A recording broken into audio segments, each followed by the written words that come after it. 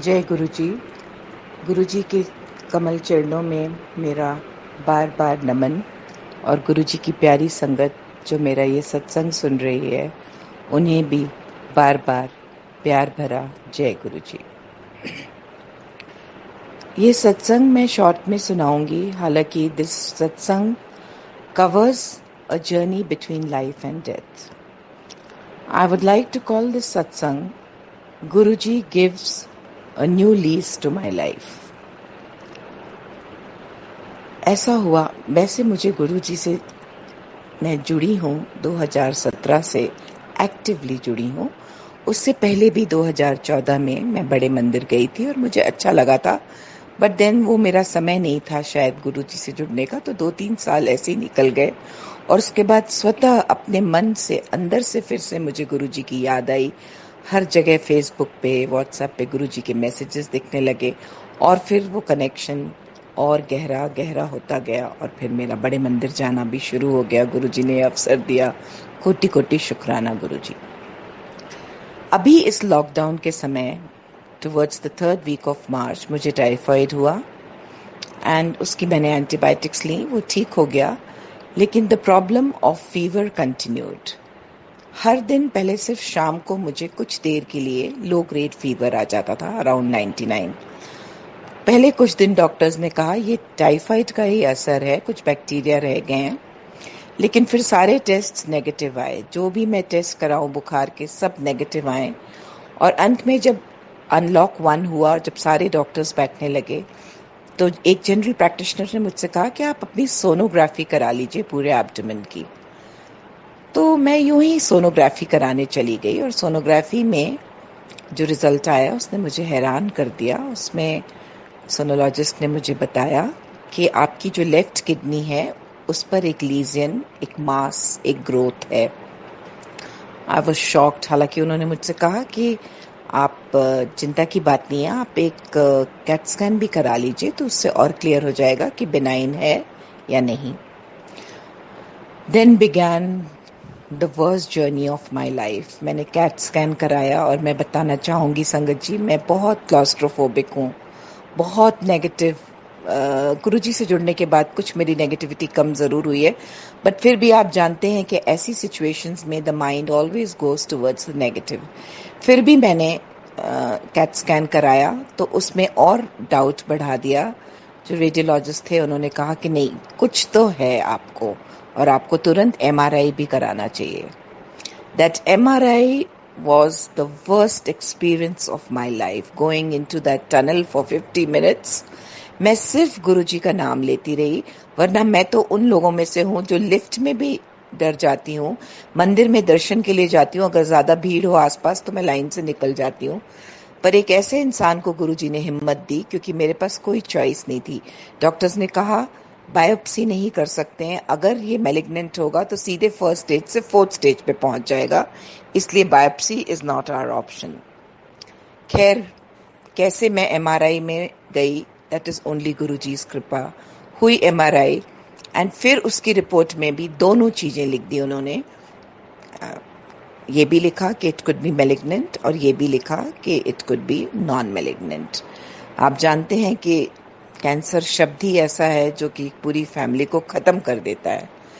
360 degree हमारी जिंदगी बदल गई उस दिन से, और लोगों को तो 2 दिन रुकना पड़ता है बायोप्सी के लिए। मुझे कहा गया कि आप 21 दिन बाद फिर से कराएंगी सोनोग्राफी, और यदि उसमें जरा भी बाल बराबर भी बड़ा आता है या कोई भी चेंज दिखता है या कोई भी सिम्टम आपको तब तक लगता है, because I am diabetic and hypertensive also, तो if it is malignant it will turn very aggressive. तो आप सोच नहीं सकते, वो 21 दिन मेरे लिए 21 साल की सजा थी, एक एक दिन। और क्योंकि इस समय लॉकडाउन है तो मुझे अपने वर्क प्लेस भी नहीं जाना होता है।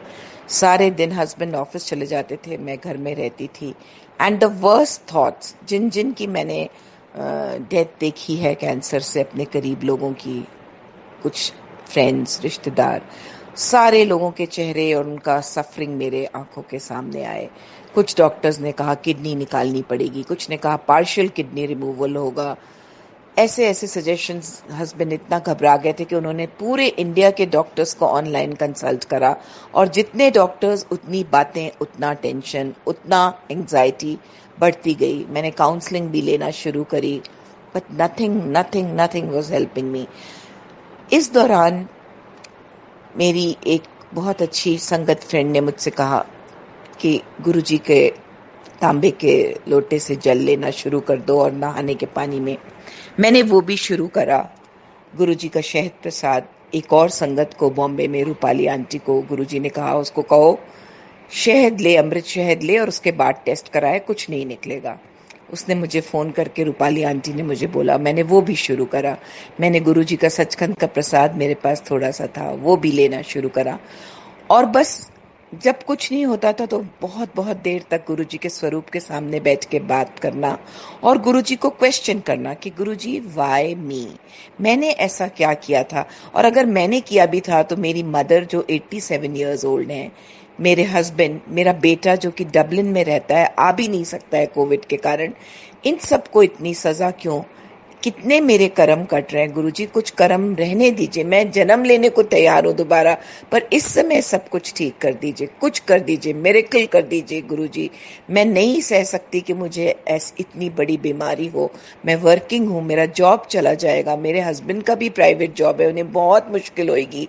बार बार मुझे ले जाके मेरे टेस्ट कराना, मेरा ऑपरेशन कराना, ये क्या कर दिया।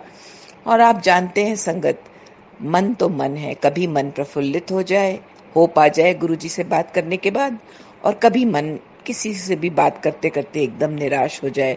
खाना पीना कम हो गया, सोना कम हो गया, तो ऑब्वियसली वजन कम होने लगा। अब जो देखे बोले वजन कम, तो मेरा दिमाग बस वहीं जाए कि हाँ, because I am suffering from that deadly disease, that is why I am losing wait.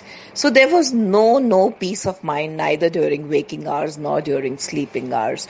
That is why I'm losing weight. So there was no peace of mind, neither during waking hours nor during sleeping hours.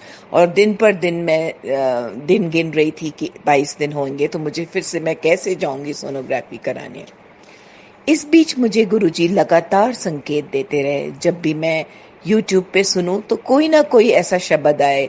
सबसे ज्यादा शब्द मैं सुनती थी, मत करो चिंता, मत करो। एक दिन मैं मेडिटेशन कर रही थी तो मुझे क्लियर डिवाइन आवाज आई, don't worry I am there. और वो वाला स्वरूप जिसमें ये लाइन लिखी है, वो स्वरूप मेरे आंखों के सामने आया। सबसे बड़ा संकेत गुरुजी ने दिया कि जब मैं जा रही थी अपनी सोनोग्राफी के लिए परसों, दैट इज ऑन सैटरडे, मैं लॉक कर रही थी घर, मेरे घर के पोर्च के अंदर मैंने कभी बटरफ्लाई नहीं देखी, लेकिन मैं जितनी देर घर लॉक कर रही थी, मेरे सिर के ऊपर एक बटरफ्लाई उड़ती रही और उससे मुझे बहुत पॉजिटिविटी मिली। जब भी मैं निराश हूं, कभी कभी एक आध दिन मैंने मम्मी से कहा, मम्मी मैं गुरुजी से भी गुस्सा हूं, क्या किया गुरुजी ने मेरे साथ। तुरंत संगत जी, बिलीव मी, मैं फेसबुक खोलूं और मैसेज आए, गुरु नाल गुस्सा नहीं करते। जो मेरे मन में चल रहा होता था वो मुझे दिख जाता था, और बार बार गुरुजी का मैसेज आया, मैं तुम्हारे साथ ही हूं, मुझे ढूंढो नहीं, मुझे पहचानो। और हर जगह मैं घर से निकलूं तो किसी गाड़ी में गुरु कृपा लिखा दिख जाए, कहीं ओम लिखा दिख जाए, बटरफ्लाईज चारों तरफ दिखें। और मुझे आज तक 3 सालों में कभी फ्रेग्रेंस नहीं आई थी। मैं संगत का सुनती थी तो मुझे ताज्जुब होता था कि कैसे आती है। एक दिन जिस दिन ग्रहण पड़ा, उस दिन मेरा थॉट सबसे डिप्रेसिंग थे। मैं जब रात को गेट बंद करने बाहर गई तो इतना तेज रोजेस का फ्रेग्रेंस मुझे आया कि मुझे लगा साक्षात गुरुजी घर के अंदर घुस रहे हैं और मुझे ब्लेस कर रहे हैं। So there were these very positive indications, but also there was a lot of trepidation, fear and insecurity as to what will happen to my family. इन सब फीलिंग्स के बीच में जब मैं गई सोनोग्राफी कराने के लिए परसों, एक बहुत एक्सपीरियंस्ड रेडियोलॉजिस्ट से डॉक्टर बदल के हमने कराई, उनको पूरा केस बताया तो उन्होंने देखते ही कहा कि इसमें तो कोई फर्क नहीं है, ये तो कुछ है ही नहीं, चिंता की बात ही नहीं है, ये तो जैसे मसे हो जाते हैं बाहर शरीर के वैसे है। It's either a collection of nerves और ब्लड और फैटी सेल्स। उन्होंने कहा जहां तक ये फैटी सेल्स हैं, there is nothing you need to do about it, only thing is आप हर 6 मंथ्स पे एक बार सोनोग्राफी कराते रहिए and we'll just keep it under surveillance. And बार बार उन्होंने उसको कलर पे भी करके देखा और उन्होंने कहा ये मुझे तो कहीं से भी ये मैलिग्नेंट नहीं लग रहा, पता नहीं आपको डॉक्टर्स ने कैसे कह दिया। Then we sent that report of sonography even to my sister-in-law in America, who's a scientist. She also said, take a breather, bhabhi. These cells look harmless. Lucknow में मेदांता में जो डॉक्टर मेनली मेरे पेपर्स देख रहे थे, उनका भी तुरंत रिस्पॉन्स आ गया, दिस लुक्स गुड. एंड कुछ उनने टेक्निकल ए से वर्ड बताया कि it's an Enzo something which is non-malignant, need not panic at all, lead your normal life, keep yourself busy. मुझे ऐसा लगा संगत जी जैसे मेरे सर के ऊपर से हजारों किलो का बोझ एक पल में गुरुजी ने हटा दिया. और इतना रोना आया कि मैंने इतने संकेतों के बाद भी गुरुजी को माना नहीं. क्यों मैं इतना भय अपने मन में रखी थी. बहुत मुझे लोग संगत समझाती थी कि जब गुरुजी हैं तो क्यों डर रही हो, कुछ तो उन्होंने भी सोचा होगा. पर मेरा अपना जो सोचना है वो ये है, बार बार ये याद आ रहा है कि गुरुजी कहते हैं 10% आपको भुगतना पड़ेगा, 90% मैं ले लेती हूँ.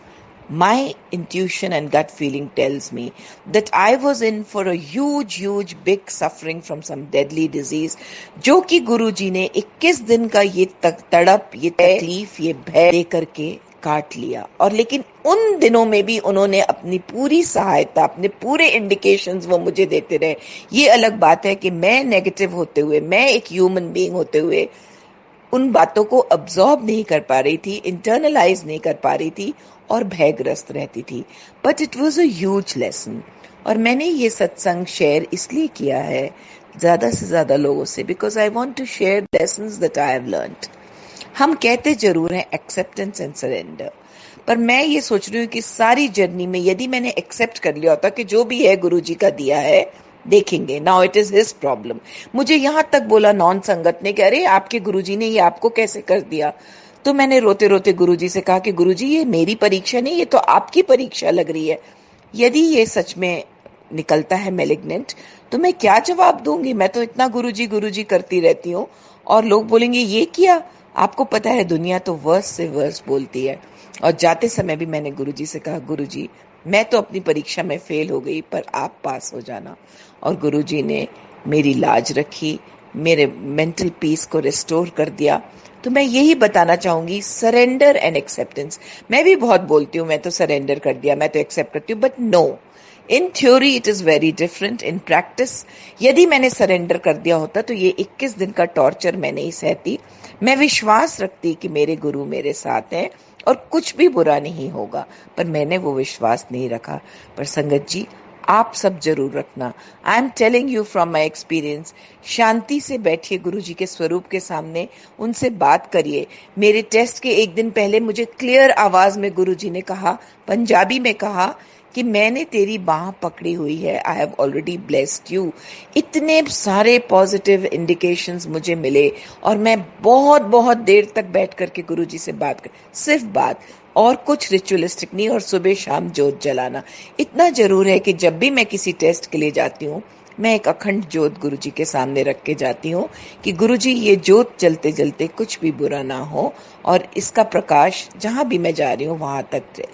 तो जो भी हो हमें गुरुजी को अपने साथ रखना है, हमें विश्वास को, और मुझे तो करना ही है. और मेरे इस सत्संग से यदि एक किसी संगत का भी विश्वास बढ़ता है तो मैं अपनी जिंदगी को सफल मानूंगी. मुझे ये लगता है Guruji has given me a new chapter in my life. In fact he has given a renewed lease to my life and therefore most part of my life I should spend now in satsang, simran and seva. And what is it that we can give? We can give nothing to Guruji except love, devotion and faith. So today let us all bow down at his lotus feet and learn deep lessons of acceptance and surrender. गुरुजी हमेशा हम सब पर अपनी कृपा बनाए रखें. इसी शुभकामना के साथ इस सत्संग को मैं यहीं समाप्त करती हूँ. जय गुरुजी. शुक्राना गुरुजी. बार शुक्राना गुरुजी.